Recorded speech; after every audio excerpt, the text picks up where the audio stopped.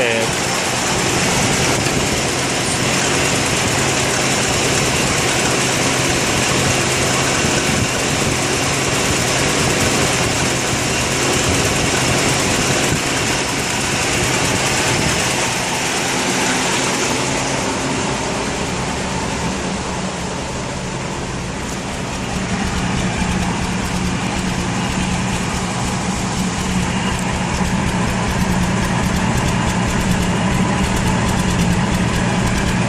Not sure if you can hear that, but